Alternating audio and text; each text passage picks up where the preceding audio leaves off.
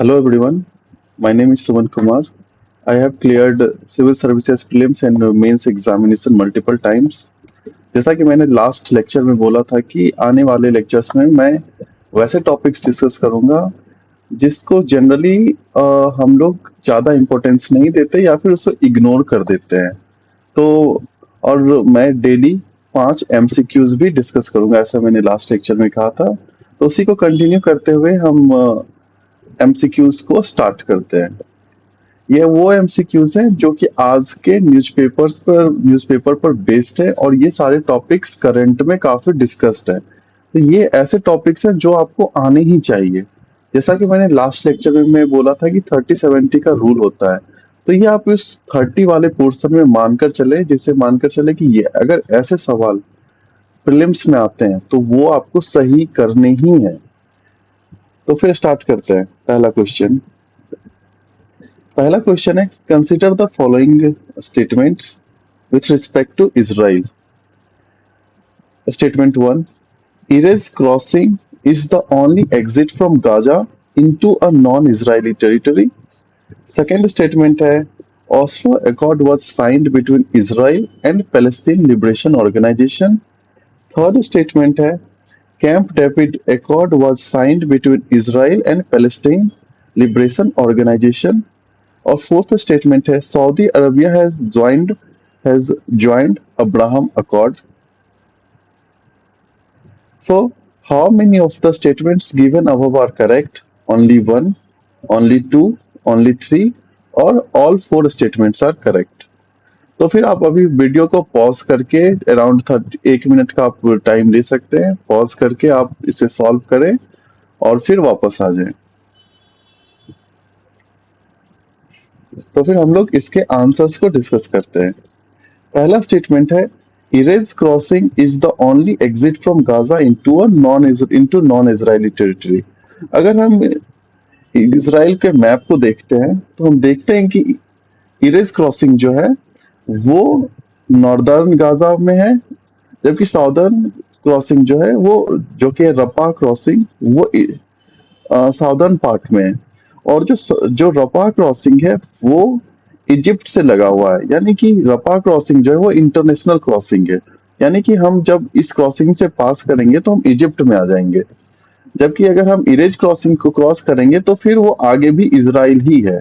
अगर आप यहाँ से देखो तो यहाँ से अगर आप बाहर जाते हो तो यहाँ इजराइल ही है, जबकि अगर आप इधर से यहाँ आते हो तो आप इजिप्ट में आ जाते हो। यानी कि इरेज क्रॉसिंग से आप क्रॉस करके नॉन इजरायली टेरिटरी में नहीं जा रहे हो, जबकि रफा क्रॉसिंग में आप क्रॉस करके एक नॉन इजरायली टेरिटरी जिसको कि हम इजिप्ट, जो कि इजिप्ट है, वहां जाते हैं। तो जो पहला स्टेटमेंट है ये रॉन्ग है। दूसरा स्टेटमेंट है, Oslo accord was signed between Israel and Palestine liberation organisation. ये अकॉर्ड, ये जो स्टेटमेंट है ये सही है। ये फर्स्ट टाइम ऐसा हुआ था कि जो ऑस्लो अकॉर्ड था वो साइन हुआ था इजराइल और पैलेस्टीन के बीच में, और इस अकॉर्ड के अंदर दोनों ने एक दूसरे को रिकॉग्नाइज किया था। पैलेस्टीन लिबरेशन ऑर्गेनाइजेशन ने इजराइल को रिकॉग्नाइज किया था और इजराइल ने रिकॉग्नाइज किया था कि जो PLO है, they are the true representatives of the Palestinian people. तो ये स्टेटमेंट जो है वो सही है। तीसरा स्टेटमेंट है, Camp David accord was signed between Israel and Palestine liberation organisation. ये गलत है। कैंप डेविड अकॉर्ड जो है ये 1978 में साइन हुआ था और इसके अंदर इजिप्ट और इजराइल ने साइन किया था। ये फर्स्ट टाइम ऐसा हुआ था कि कोई अरबियन कंट्री ने इजराइल के साथ एक पीस ट्रीटी किया था और इसमें framework of peace in the middle eastern region ये साइन किया गया था। तो ये स्टेटमेंट जो है वो गलत है। चौथा स्टेटमेंट है, Saudi Arabia has joint Abraham accord. अब ये स्टेटमेंट जो है वो गलत है।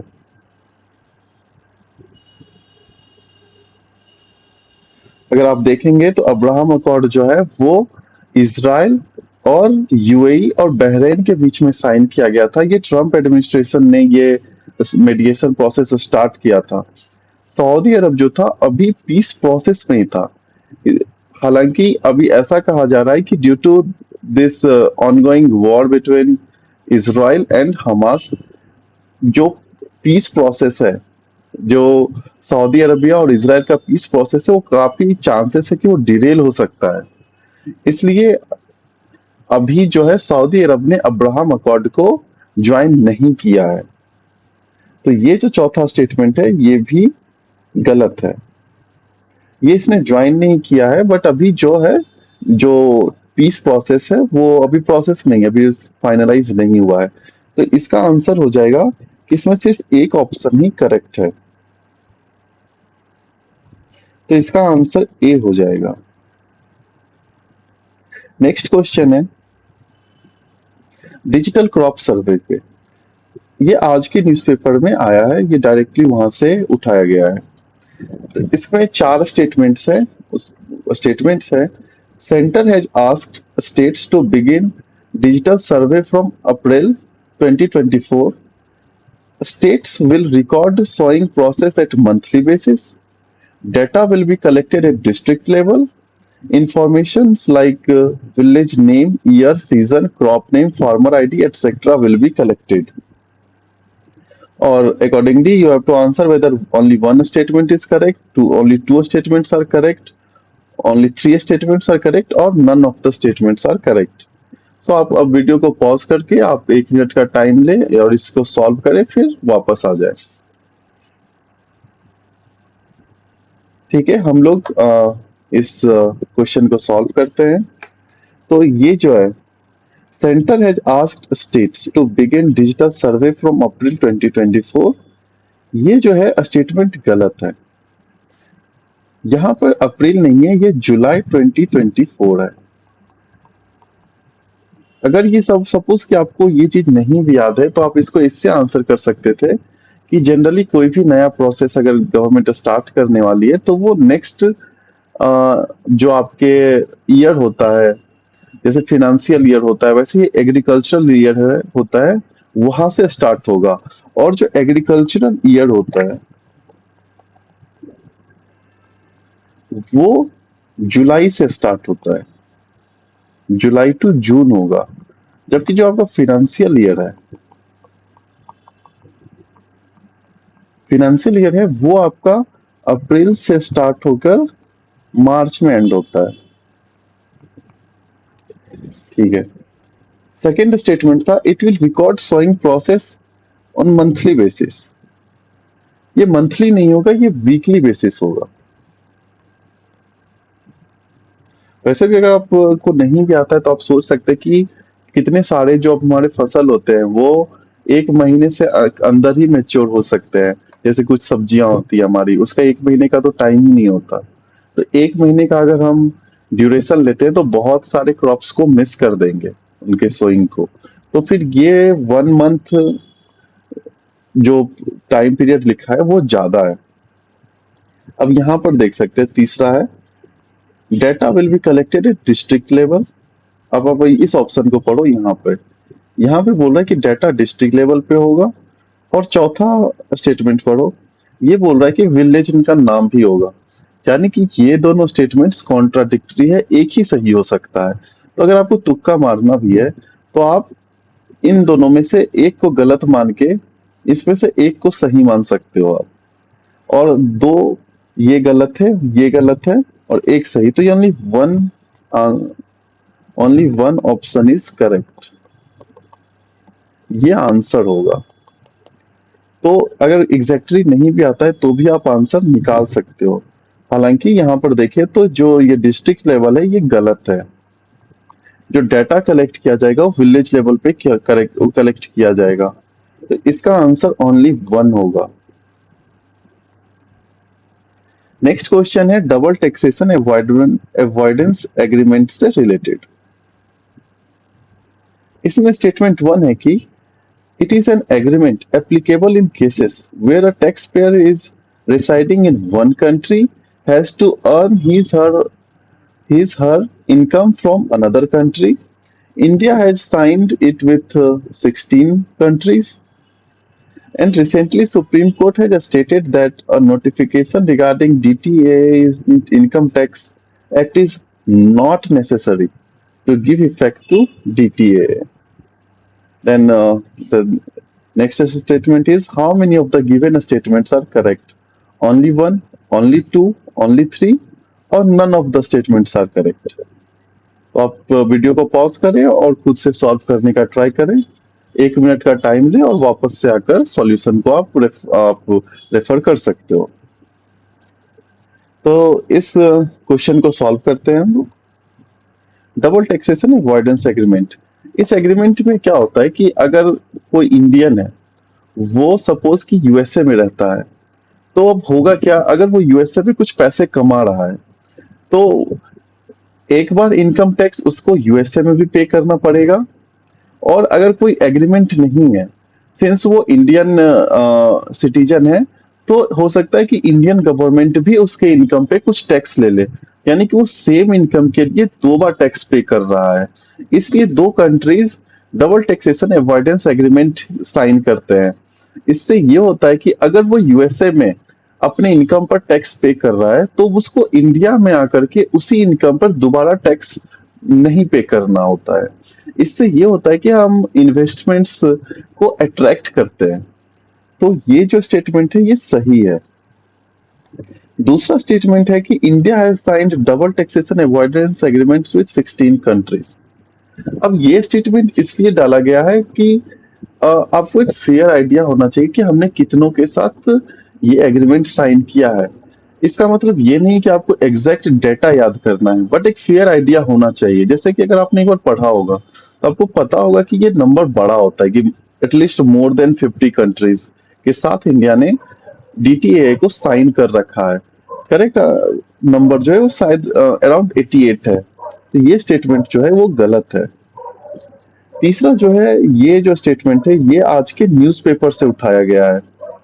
आप देख सकते हैं कि ये जो है, ये द इंडियन एक्सप्रेस में ये आर्टिकल था।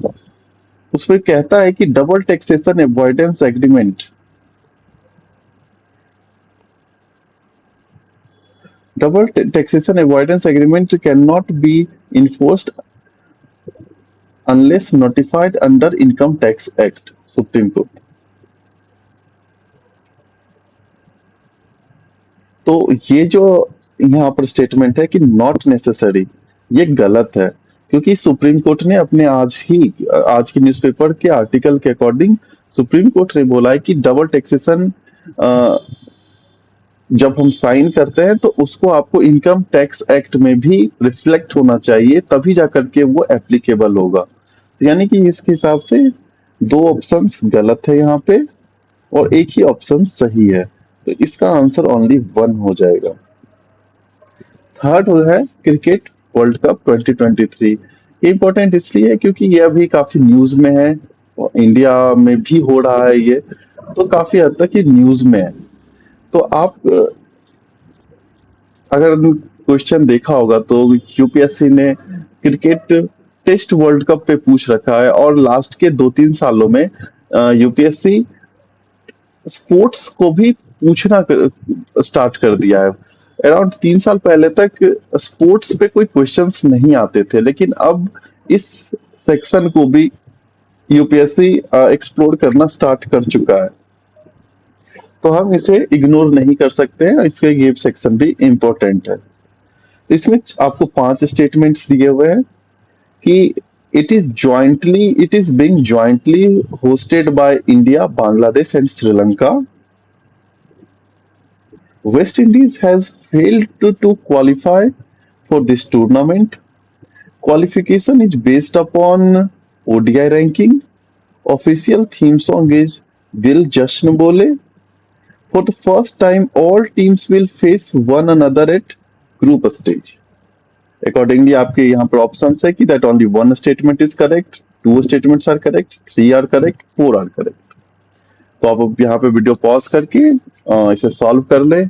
1 मिनट या उससे ज्यादा लगता है तो 1 से 1.5 मिनट के अंदर आप इसे सॉल्व करके वापस आ जाए। ठीक है, फिर हम सॉल्व करते हैं इसको। पहला स्टेटमेंट है कि it is being hosted by India, Bangladesh and Sri Lanka jointly. ये जो स्टेटमेंट है ये गलत है, क्योंकि इसे होस्ट सिर्फ इंडिया कर रहा है, यहाँ पे बांग्लादेश और श्रीलंका नहीं कर रहा। वेस्ट इंडीज इस बार वर्ल्ड कप के लिए क्वालिफाई नहीं कर पाया है। वेस्ट इंडीज ने पहले दो जो क्रिकेट वर्ल्ड कप्स थे उसे वेस्ट इंडीज ने जीता था, बट अनफॉर्चुनेटली इस बार ये क्वालिफाई नहीं कर पाया है। Qualification is based upon ODI ranking of cricket teams, ये स्टेटमेंट जो है ये गलत है। यहाँ पे कुछ मैचेस खेले गए थे 2020 से 2023 के बीच में, उसके बेसिस पे क्वालिफाई ये टीम्स क्वालिफाई किए हैं। ऑफिशियल थीम सॉन्ग जो है दिल जश्न बोले, ये सही है। For the first time all teams will face one another at group stage, इसका मतलब क्या है कि पहले के वर्ल्ड कप्स में टीम्स को ऐसे तीन चार ऐसे ग्रुप्स में डिवाइड किया जाता था और फिर वो आपस में कॉम्पीट करते थे अपने ग्रुप के अंदर ही, फिर उसके हिसाब से वो क्वार्टर फाइनल में जाते थे, फिर सेमीफाइनल, फिर फाइनल में। बट अब ये सिस्टम चेंज हो गया है। अब क्या है कि हर टीम एक दूसरे के साथ खेलेगा। जैसे कि इंडिया जो टोटल 10 टीम क्वालिफाई किए हैं, तो इंडिया बाकी के सारे 9 टीम्स के साथ खेलेगा। पहले होता था कि अगर इंडिया के ग्रुप में 4 टीम है तो इंडिया सिर्फ उन्हीं 4 के साथ ग्रुप लीग मैचेस में खेलता था, बट वो सिस्टम चेंज हो गया है। बट ये सवाल कह रहा है कि ये फर्स्ट टाइम है, ऐसा नहीं है। 2019 में भी सेम ही सिस्टम था, तो ये स्टेटमेंट है ये गलत है।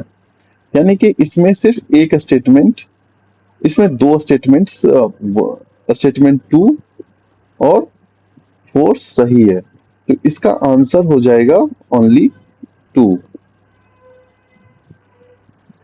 पांचवा सवाल है, consider the following statements regarding clouded leopard.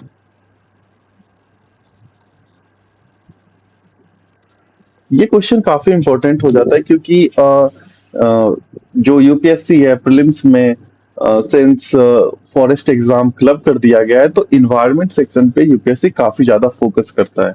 तो ऐसे में अगर ऐसे जो भी है आपके न्यूज में ऐसे कोई जानवर है जिसपे कुछ आर्टिकल आया है, या फिर इनफैक्ट अभी तो कई बार वो ट्विटर से भी पूछ रहे हैं, तो ये काफी लोगों ने इस पे आर्टिकल्स लिखा था ट्विटर पे, तो वहां से मैंने इसे उठाया है।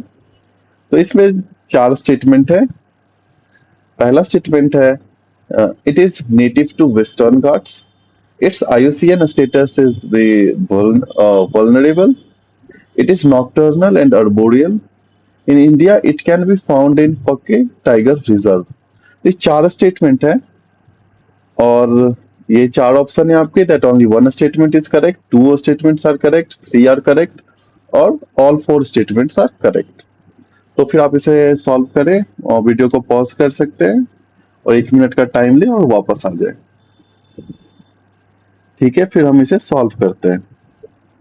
पहला है कि it is native to Western Ghats, इसका मतलब है कि क्या ये ओरिजिनली वेस्टर्न घाट्स में पाए जाते हैं। तो फिर अगर हम इसका मैप देखें, ये आपका क्लाउडेड लेपर्ड ऐसा दिखता है। ये देखिए इन जो इसका जहां पे ये पाया जाता है उसका मैप है। अगर आप मैप पे देखोगे तो ये जो है आपका नॉर्थ ईस्टर्न रीजन में पाया जाता है, हिमालयन रीजन से लेके यहां से लेके ऐसे इधर पाया जा रहा है। तो यानी कि ये है, ये कह सकते हैं कि this is native to Himalayan region but not western Ghat. Western Ghat आपका केरला, कर्नाटका और महाराष्ट्र रीजन की तरफ जो घाट है उसे कहते हैं। तो ये जो है ये स्टेटमेंट गलत है। इसका जो आईयूसीएन स्टेटस है वो वल्नरेबल है, ये आप चेक कर सकते हैं, ये सही है। इट इज नॉकटर्नल, यानी कि रात को काम करते हैं, रात को ये हंट पे जाते हैं, रात को जो भी इनका प्रे होता है उसका शिकार करते हैं और दिन में ये रेस्ट करेंगे। और बोरियल मतलब कि ये पेड़ों पे रहते हैं। तो आप अगर इसका फोटोग्राफ्स देखोगे तो ऑफन यू आप देखोगे कि ये उनके पेड़ों के डालियों पे चल रहे हैं, पेड़ों पर चढ़ रहे हैं और ये रात को ही हंट करते हैं। तो ये स्टेटमेंट भी सही है। In India it can be found in पक्के टाइगर रिजर्व। अगर आपने देखा होगा, पीवाईक्यू एनालाइज किया होगा, तो 2018 में, शायद 2018 में एक सवाल आया था कि इन विच स्टेट पक्के टाइगर रिजर्व इज लोकेटेड। तो अगर आप वहां से देखोगे तो ये सवाल पूछा जा चुका है। ये पक्के टाइगर रिजर्व जो है वो आपका अरुणाचल प्रदेश में है। अरुणाचल प्रदेश में है, यानी कि वहां पे मिलने के पॉसिबिलिटीज हो जाते हैं, क्योंकि ये हिमालयन रीजन जो हमारे नॉर्थ ईस्ट रीजन में है वहां पे ये पाया जा सकता है। तो यहाँ पर सिंस ये कैन भी लिखा हुआ है तो ये ऑप्शन जो है ये सही है। आप पक्के टाइगर रिजर्व का लोकेशन और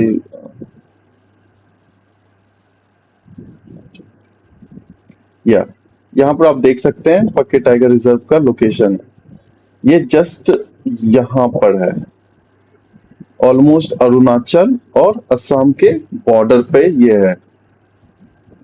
यहाँ पे पक्के टाइगर रिजर्व है, यहाँ नमदाफा है, यहाँ पे मानस टाइगर रिजर्व है।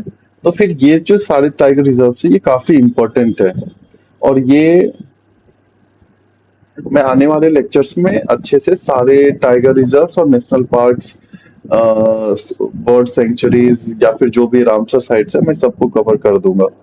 तो फिर अगर यहाँ पर देखेंगे तो यहाँ पे तीन ऑप्शंस सही हैं, यानी कि इसका आंसर हो जाएगा only 3 are correct.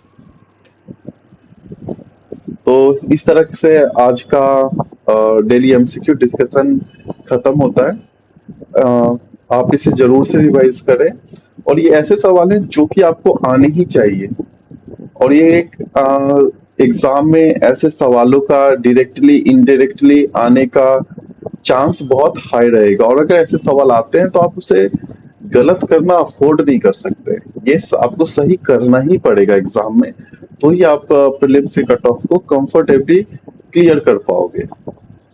Thank you.